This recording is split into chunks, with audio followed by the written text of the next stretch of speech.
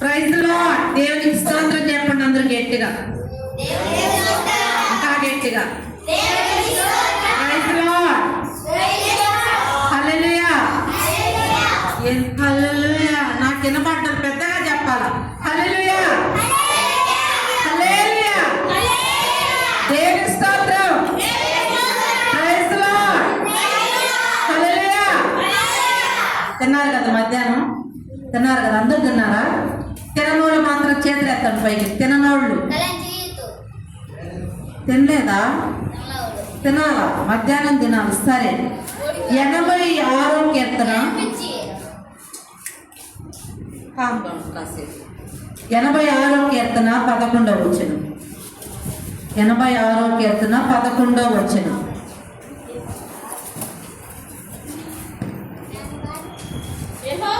యెహోవా, నేను నీ సత్యమును అనుసరించి నడుచుకున్నట్లు నీ మార్గములను నాకు బోధింపుము.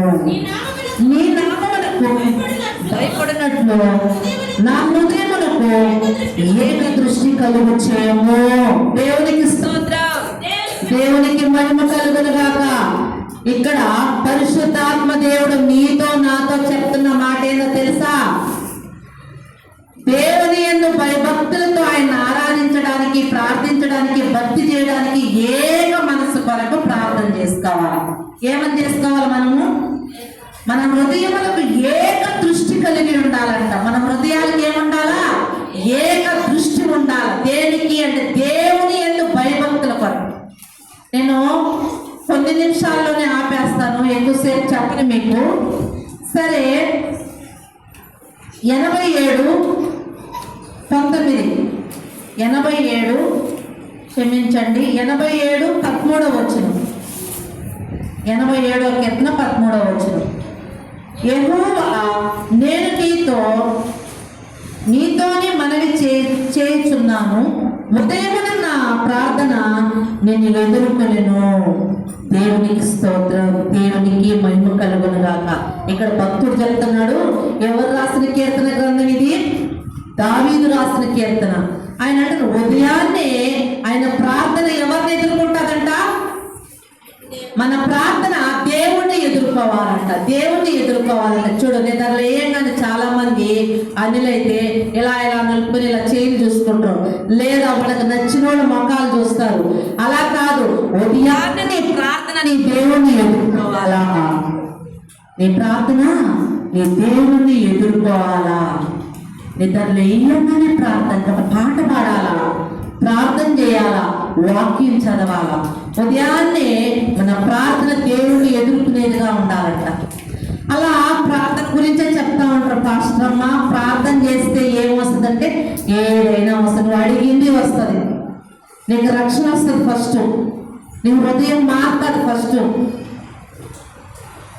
తర్వాత నీకు మేలు జరుగుతుంది. ప్రార్థన నేను తప్పిస్తుంది, మరణం నుంచి జీవంలోకి నడిపిస్తుంది. చాలా మంది వ్యక్తులంట అందరూ నా సాయి చూడాల. చాలా మంది వ్యక్తులంట రాయి కొట్టడానికి పనికి వెళ్ళేవాళ్ళంట. రాయి కొట్టడం అంటే మీకు తెలుసో తెలియదో నాకు తెలియదు, కానీ రాయి కొట్టి దాన్ని అమ్ముతారు. ఆ రాయి కొట్టేదానికి ఆ రాయి ఎలా తీస్తారు? పెద్ద పెద్ద బండలు తీస్తారు. ఎలా తీస్తారంటే ఆ గనిలో ఆ బాంబు పెడతారు ఒకటి. ఆ బాంబు పేలిన తర్వాత ఆ రాళ్ళన్నీ ఊడిపోతాయి. ఆ రాళ్ళు తీసి వీళ్ళు చక్కగా చెక్కి వాటిని లోన్లు ఎత్తుతారు. ఇంత రేటు అని చెప్పి ఎత్తుతారు. అలాగా అందరూ పనులకు వెళ్ళారంట. వాళ్ళల్లో ఒక క్రైస్తవుడు ఉన్నాడంట. ఆ క్రైస్తవుడంట వాళ్ళతో పాటు పనికి వెళ్ళాడంట. వాళ్ళతో పాటు పనికి వెళ్ళిన తర్వాత అందరూ రాయి కొట్టి తీసేటప్పుడు ఆడ కూర్చో ఉన్నారంట. ఆ అన్నం తినడానికి సద్దన్నం ఎత్తుకొని వెళ్ళారంట. అన్నం తినడానికి లేచారంట. ఇంకా అందరూ టిఫన్లు మూత తీసుకొని, క్యారేజీలు మూత తీసుకుని ఎవరు క్యారేజ్ వాళ్ళు తింటా ఉన్నారంట. అయితే ఈ క్రైస్తవుడంట తను తెచ్చుకున్న సద్దన్నం టిఫన్ అంటారు దాన్ని తీసి తినక ముందు ఆయన ఏం చేస్తున్నాడంటే ప్రార్థన చేస్తున్నాడు. అన్నం తినేటప్పుడు ప్రార్థన చేయని వాడు చేయలేస్తాడు. చూద్దాం, అన్నం తినేటప్పుడు అందరూ ప్రార్థన చేస్తున్నారని నమ్ముతున్నాను. అన్నం తినేటప్పుడు ప్రతి ఒక్కరు కూడా ప్రార్థన ఖచ్చితంగా చేసుకోవాలి. ఎందుకంటే దేవా, ఈ దినము ఎందరికో ఇలాంటి ఆహారం దొరకని వాళ్ళు ఎందరో ఉన్నారు ప్రభా, అయితే నాకు ఇచ్చావు, నీకు స్తోత్రం అని లేని బిడ్డలకు కూడా దయచే ప్రభా అని చెప్పి ప్రార్థన, చిన్న మాటైనా ప్రార్థన చేసుకో. అలాగా క్రైస్తవుడు ఏం చేశాడో తెలుసా? తనకు తెచ్చుకున్న సద్దనం మూత తీసి పక్కన పెట్టుకొని ఆయన కళ్ళు మూసుకుని ప్రార్థన చేస్తున్నారంట. వాళ్ళంట ఆడ కూర్చో ఉంటే ఆ గదిలో ఏం పెట్టిన బాంబు పెట్టినారంట. దాదాపు అందరికి చెప్పుకుంటా వస్తున్నారంట, అక్కడ బాంబు ఉంది, లేచి వెళ్ళిపోండి. వీళ్ళ దాకా వీళ్ళ చెవున మాట పడలేదు. ఒక క్రైస్తవుడు ఇంకా కొందరు ఉన్నారంట, చాలా మంది ఉన్నారంట అన్నిళ్ళు. వాళ్ళంతా కూర్చో ఉంటే ఈయన ప్రార్థన చేసుకుంటా ఉంటే నేరుగా ఒక కుక్క వచ్చి ఆ టిఫిన్లో మూతి పెట్టేస్తుందంట అన్నం తినడానికి. ఆ కుక్కకి ఏమైందంటే ఇరక్కపోయింది. ఆ టిఫిన్ ఇరక్కపోయే తల్లికి వీళ్ళందరూ నవ్వుతా ఉన్నారంట, వరే వాడు చూడ ఎంత ఎర్రోడను, అన్నం తెచ్చుకున్నాడు తినకుండా మూత తీసాడు పెట్టుకున్నాడు. ఆ కుక్క వచ్చి వీడు అన్నం తినేసి వీళ్ళ దేవుడు వీళ్ళకి ఏం చేశాడు? అన్నం లేకుండా చేశాడు రా. వీళ్ళకి ఏం చేశాడు? అన్నం లేకుండా చేసేసాడు రా. ఈయన ప్రార్థనగా వీడు కాపాడలేకపోయింది. ఈ దినమంతా డాక్టర్తో ఇలాగ ఉండాలా? వీడు ప్రార్థన చేసుకోకుండా అరుగు మాలాగా తినేయచ్చు కదా, వీడు కడుపన్నా నేను ఉండేదని చెప్పి అందరూ చదువుకుంటున్నారంట. అందరూ ఎగతాలు చేస్తున్నారంట, హేళన చేస్తున్నారంట. ఏంది ఇలా మాట్లాడుకుంటున్నారని చెప్పి కళ్ళు తెలుసుకుని ఇలా చూసేసరికి కుక్క ఆ తిరుక్కోమి వెళ్ళిపోతా ఉందంట. ఈయనంట కుక్క ఎంట పడ్డాడంట. అయ్యో నా టిఫినన్నా నాకు ఇచ్చియే, నా టిఫినన్నా నాకు ఇచ్చియే, నా బాక్స్ అన్నా నాకు ఇచ్చని చెప్పి ఎంట పడతా ఉన్నాడంట. ఆ కుక్క అంట చాలా దూరం వెళ్ళిపోయిందంట. ఈయన్ని చాలా దూరం తీసుకొని వెళ్ళిపోయిందంట. ఈయన ఆ టిఫిన్ కోసం వెళ్ళిపోతా ఉన్నాడంట. అప్పుడు వీళ్ళంతా నవ్విన వాళ్ళంతా అక్కడ ఉండాలంట, హేళన చేసిన వాళ్ళు అక్కడ ఉండాలంట. ఆ బాంబు పేలిందంట. ఆ రాళ్ళు వచ్చి వీళ్ళ మీద పేలడం చాలా చాలా దూరం వచ్చి పడతాయంట ఆ రాళ్ళు. ఆ రాళ్ళు వీళ్ళకి తగిలి ఆ బాంబు దాడికి వీళ్ళందరూ గురి చనిపోయారంట. ఎందుకు ప్రార్థన చేయాలి? ఎడతెగక ప్రార్థన చేయండి అన్నాడు యేసయ్య. ఇంకొక దగ్గర ఏమన్నాడు? మీరు శోధనలో ప్రవేశింపకూడనట్లు మెలకువగలిగి ప్రార్థించండి, మెలకువగలిగి ప్రార్థించండి, ఏకువనే ప్రార్థించండి అననే దేవుడు మనతో మాట్లాడుతున్నాడు. దేవుడు మనతో మాట్లాడుతున్నాడు. ఇప్పుడు ఈ వ్యక్తి ప్రార్థన చేయకుండా అలాగే తింటే ఇతరు కూడా వాళ్ళలాగే మరణించుంది కదా. ఖచ్చితంగా వాళ్ళలాగే వీళ్ళు కూడా మరణించును. అయితే ఎందుకు మరణించలేదంటే ఆయన చేసిన ప్రార్థన మరణానికి అప్పగించలేదు, మరణం నుంచి జీవములోకి దాటించి. ఏంటి అంటే కేవలం ప్రార్థన చాలా మంది తక్కువగా అనుకుంటారు. ఏదన్నా వస్తామా ప్రార్థన చేద్దాం, ప్రార్థన చేస్తే ఏమవుతుందమ్మా? ప్రార్థన చేస్తే ఖచ్చితంగా అన్నీ అవుతాయి. ఇది అసాధ్యము అన్నది సాధ్యపరిచి చూపిస్తాడు దేవుడు. సాధ్యపరిచి చూపిస్తాడు.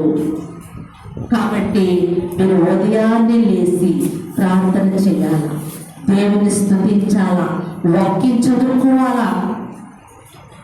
మీరు ప్రార్థన చేస్తున్నారంటే దేవునితో మీరు మాట్లాడుతున్నారు.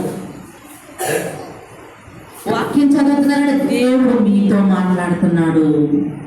అర్థమవుతుందా? వింటున్నాం ఇలా వదిలేకుండా చాలా మంది బైబిల్ ఆదివారం తెచ్చుకుంటారు, తర్వాత ఎత్తుకపోయి బీరువా మీద ఎక్కడో సెల్ఫ్లో పెట్టేస్తారు. ఆదివారం వచ్చేటప్పుడు ఇట్లా తుడుపుకొని వస్తారు. ఈరోజు నేను తిన్న పోర్షన్ ఏంటంటే ఏం చెప్పను. అర్థమవుతుందా? ఖచ్చితంగా బైబిల్ చదవాలా, ప్రార్థన చేయాలా. నిన్న మా పాపని బస్సు ఎక్కడానికి వెళ్ళాను. ఆ అమ్మాయి టిఫిన్ తినలా, ఒక్క దోశ వేసి సగమే తిన్నది. ఎక్కడానికి ఆ ప్లేట్ బస్సు వచ్చేసింది. ఇంకా ఆ అమ్మాయి క్యారేజ్ అన్ని పెట్టేశాను, తినిపిస్తా ఉన్నాను. బస్సు వచ్చేసింది. అమ్మాయిని గబగబా వెళ్ళి ఎక్కడానికి ఆ ప్లేటు గ్లాస్ నా చేతిలోనే ఉంది కాబట్టి పాప ఎక్కమ్మ అంటా ఉండను. ఆ అమ్మాయి కాలు ఇలా పెట్టింది, బస్సు వదిలేసింది, కాలు వెనక్కి తీసేసింది. నాకు ఒక్క క్షణం భయం వచ్చేసింది. ఆయన్ని, అయ్యా ఏందయ్యా బ్రదర్ అట్లాగా కదిలిచ్చేసాను అని చెప్పి అంటే ఆయన ఏం పట్టించుకోవట్లేదు. నేను అనుకున్నాను, వెంటనే నాకు ఒక వాక్యం గుర్తొచ్చింది, యెహోవా కాపాడకపోతే ఏ నరుడు కూడా కాపాడబడలేడు. దేవుడు కాపాడకపోతే ఎవరు కూడా కాపాడబడలేరు. నిన్ను కాపాడేది ప్రార్థనే, నిన్ను ఆశీర్వాదంలోకి నడిపించేది ప్రార్థనే, నిన్ను ఒక దీవెనకరంగా మార్చేది ప్రార్థనే, నిన్ను ఒక ఉన్నతమైన స్థితిలో పెట్టేది కూడా ప్రార్థనే. కాబట్టి ప్రార్థన చేద్దామా? ఖచ్చితంగా ప్రార్థన చేద్దాం. కనీసం ఒక రోజులో 1 గంటన్నా ప్రార్థన చేసుకోవాలి. నిరాశ చేయలేని వాళ్ళు, లేదా దశంభాగమే 2.5 గంట ఇవ్వాలి ఆయనకి. 1 గంట కానుకన్నా ఇవ్వాల, 3.5 గంట సేపు. అసలు నిరాశ చేయని వాళ్ళు ఖచ్చితంగా 1 గంటన్నా ప్రార్థన చేయండి. ఇప్పుడు ఆ ప్రజలు ఆ మూత తీసి వాళ్ళలాగా తినేస్తుంటే ఖచ్చితంగా వాళ్ళలాగే అక్కడ చనిపోయి ఉండాల్సింది. ఆయన హేళన చేసిన వాళ్ళందరూ చనిపోయారు, ఆయన ఎగతాలు చేసిన వాళ్ళందరూ చనిపోయారు. కానీ ఆ బ్రదర్ మాత్రం సజీవంగా ఉన్నాడు. చాలా దూరం ఆ కుక్క తీసుకుని వెళ్ళిపోయిందంట. ఆ తర్వాత ఆ కుక్కను ఎట్లాగో పట్టుకున్నాడు, తను మూతుకున్నది లాక్కుని వచ్చేటప్పుడు అందరూ చెప్తున్నా, అయ్యో అక్కడ బాబు పేలే, అందరూ చనిపోయారు, అందరూ చనిపోయారు. ఆయన ప్రార్థన ఆయన బ్రతికించింది, ఆయన ప్రార్థన ఆయన బ్రతికించింది. ప్రార్థన అనే దేవునితో సహవాసం, దేవునితో సహవాసం. నేను బాగా ప్రార్థనలో ఉండేదాన్ని.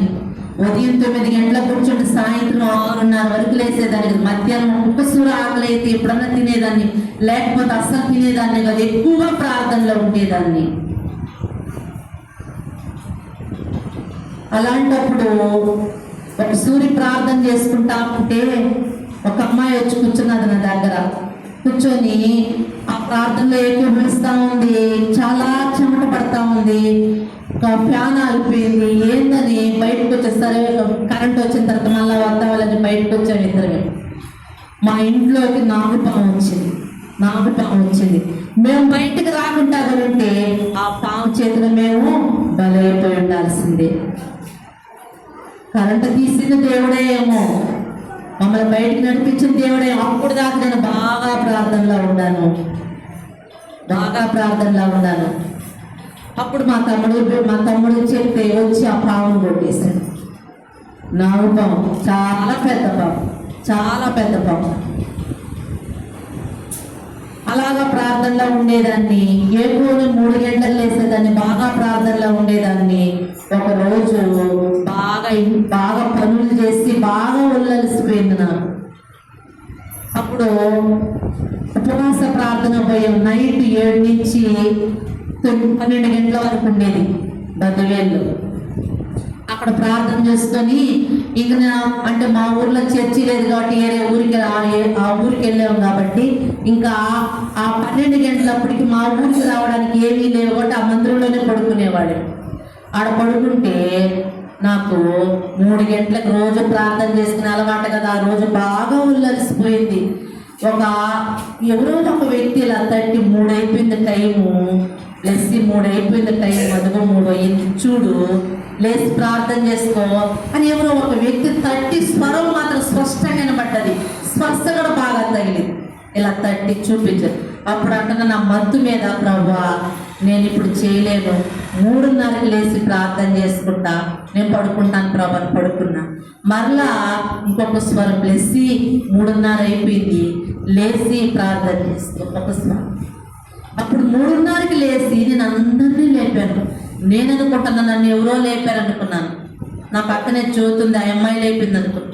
అప్పుడు ఆ అమ్మాయిని అడిగాను, ఎప్పుడు నేనే లేపుతాను కదా, ఈరోజు నువ్వు లేపేవే అని అంటే ఆ అమ్మాయి అంటుంది, నేను నిన్ను లేపలేదు, నువ్వే నన్ను లేపావు, నువ్వే అందరినీ సంఘంలో లేపావు.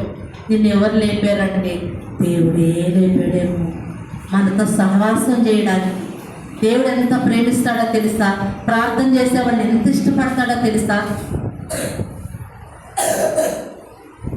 నీ కొరకు నా కొరకు ప్రాణమే పెట్టాడు దేవుడు. ఇంకేం పెట్టాలా? ఏమి ఇవ్వాలి ఇంకా మన కొరకు? అలాంటి దేవుని కొరకు ఒక గంటైనా ప్రార్థన చేసుకోలేవా? రోజుకు ఒక అధ్యాయమైనా చదవలేవా? దేవుడు అడుగుతున్నాడు. ప్రార్థన నిన్ను ఆశీర్వాదంలోకి నడిపిస్తుంది, మరణంలోంచి జీవంలోకి నడిపిస్తుంది. ప్రార్థన లేకపోతే క్రైస్తవత్వం వేస్టే. నువ్వెన్ని సూర్యులు బయట ఎత్తుకొని వచ్చినా సరే, చదువులేని వాళ్ళైనా పర్వాలేదు, కానీ వాక్యం చదవలేని వాళ్ళైనా కనీసం ప్రార్థన చేయండి. దేవుడి కొద్ది మాట దీవించి ఆశీర్వదించును గాక. ఆమేన్.